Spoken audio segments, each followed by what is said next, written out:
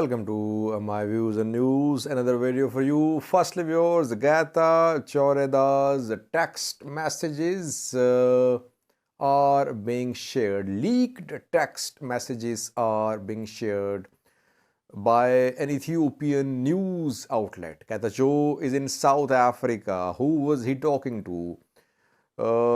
And should the Ethiopian news outlet have shared Getachew's private conversation with a girl? Secondly, we have a new story for you about some pictures shared by Ethiopian state media from southern Tigray. Ethiopian state media claims that a cemetery has been found in southern Tigray and large number of graves of TDF fighters have been found and coffins with Tigray flag wrapped around the coffins have been found, and state media is claiming that thousands of Tigray fighters, Tigray officers died in recent months and they were buried in this cemetery. And thirdly, viewers, we have a clip for you, audio clip of a member of parliament from the Amhara region of Ethiopia. His name is Dassalin Chane. He is one of the hardliner Amhara politicians. And you can hear him speak about Wolkait and Raya. The clip shows how sensitive is the matter. Raya Wolkait. How do Amhara see Raya and Wolkait? We have a clip for you. Firstly, viewers, Getachew Reda is negotiating on behalf of Tigray in South Africa, accompanied by Sadkan and other Tigray negotiators. Ethiopian federal government has also sent a team there, lower level team. Damake is not there. Meanwhile, today an Ethiopian news outlet, Zihabisha, shared snapshots of leaked private conversation of Getachew Reda. The leaked conversation, allegedly leaked conversation, shows Getachew texting a girl by the name of Shivit, and they are planning to meet in South Africa. Purpose of Zihabisha of showing these snapshots is to claim that Getachew is a womanizer, that he is there in South Africa to negotiate on behalf of Tigray, but there he is busy in immoral activities. But I think that it is hitting below the belt.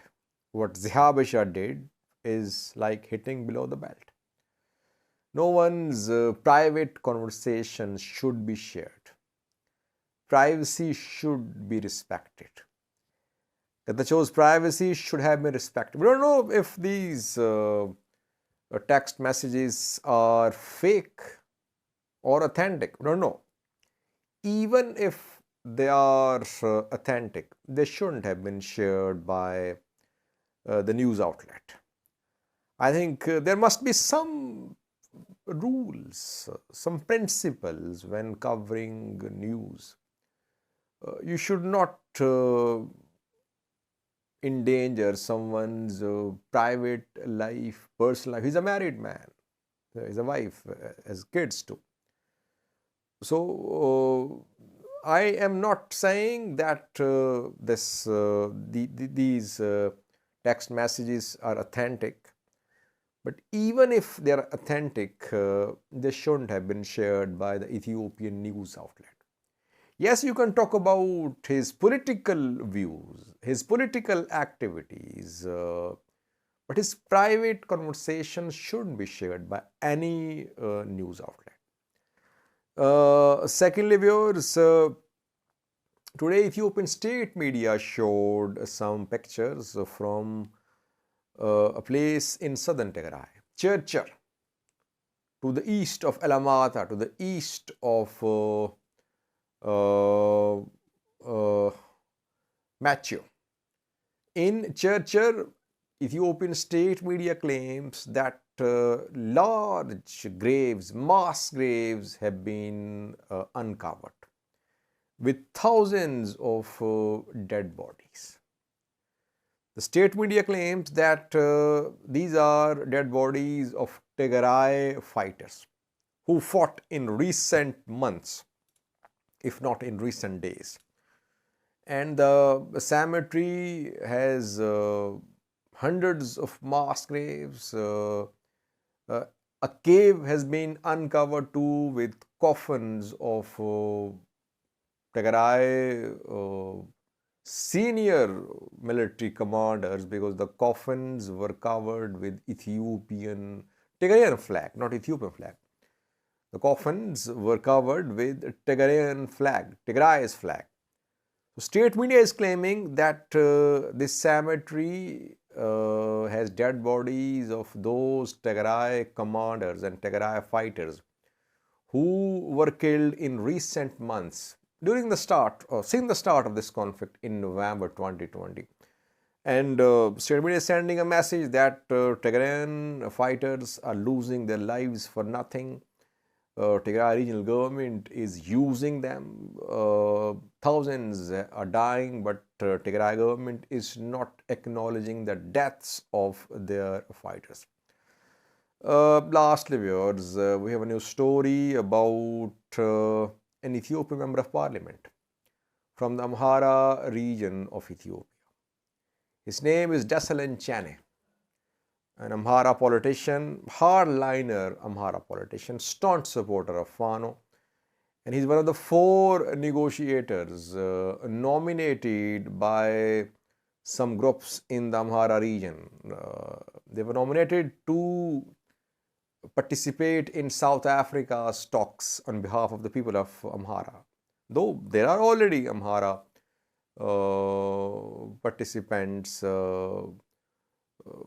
negotiating in South Africa, but those are pro-government Amhara people. These 4, including Desalegn Chane, were nominated by Amhara Association of America and other Amhara groups based in the Amhara region. But so far, they have not been able to attend the talks in South Africa.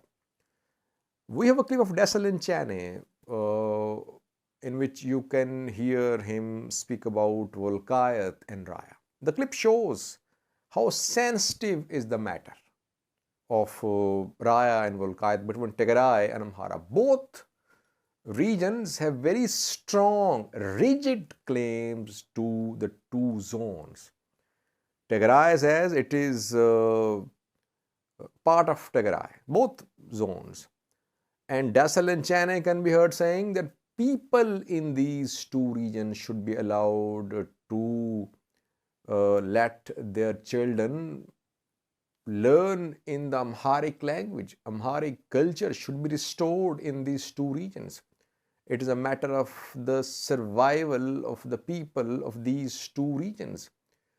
It is a matter of identity of the people of these 2 zones, Raya and Wolkait. Viewers, one of the core issues at the heart of this war is Wolkait and Raya. I have been saying that for around 2 years now, that if there is no solution to the dispute between Tigray and Amhara regarding Wolkait and Raya too, there will never be lasting peace in Ethiopia. The 2 sides will have to make some concessions. Take a listen to what Desalegn Chane said about Wolkait and Raya. Thank you for watching. When I speak about the issues of Wolkait and Raya, I'm not only talking about the historical territories, but also the identities of our people.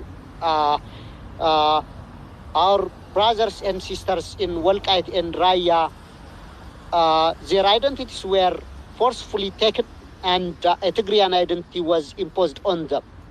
So they have been demanding for the restoration of their Amhara identity. So it's important to ensure that Amharas in Wolkait, Amharas in Raya should be allowed to reclaim their Amhara identities, and they should be allowed to enjoy their rights for the right of language, the right of educating their kids through their mother tongue, the right to develop their culture, the right to express their identity. All their God-given rights are at stake. So we should bear in mind that when we talk about the issue of Wolkait and Raya, it's not only about the historical territories, but also the identities of our people.